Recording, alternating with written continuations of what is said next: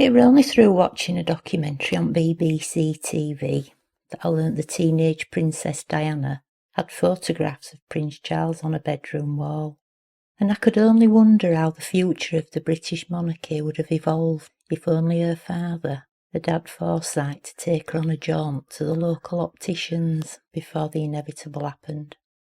I doubt she would have been nation's sweetheart in a pair of bottle bottoms, but so what? It would have saved her a world of pain. Spookily enough, I've a lot in common with Lady Di. We not only share the same birth name, we share the same birthday, July 1st, 1961. Like her, I failed my O-levels, and my choice in men has always been equally questionable. I also grew up on Sandringham Estate, though mine were a council estate in Leeds, not a country pile in Norfolk. My first great love was also called Charles, though he preferred to go by the moniker of Chaz, as per his favourite band, Chaz and Dave. Perhaps I should have taken that as a warning. But I were 19 and he were 32. He were a man at world, and I never ventured further than Skegness. He were quite the catch, I reckoned. He owned his own fish and chip shop. More importantly, he swore to love me until the seas ran dry, whatever love means, he added worryingly. Our eyes locked over a fish supper. From there it were a few short skips up the back stairs to his flat over at shop. I were devastated when I discovered his illicit affair with Camilla, the youth opportunity assistant who filleted his fish. Broke me heart it did. I grabbed young William out of his cot and ran for hills. I were on rebound when I met James. He were in military, and I were a vulnerable target. That is my only excuse. We embarked on a mad, passionate affair, which, due to his professed allergy to rubber, resulted in my second sprog.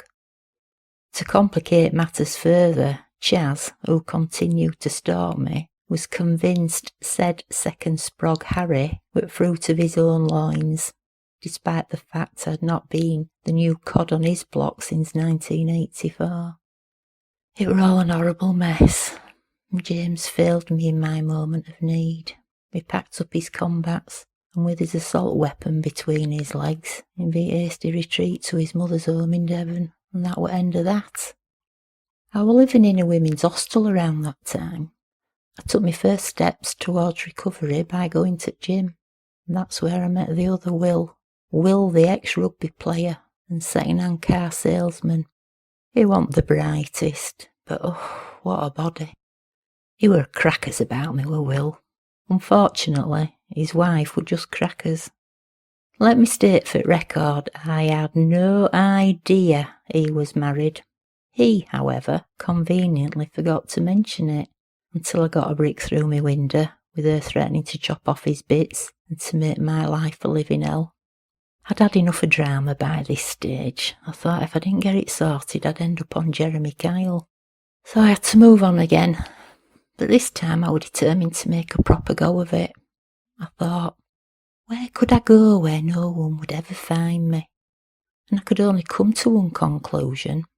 The third largest district by population in England that nobody knows. Sheffield. So that were that.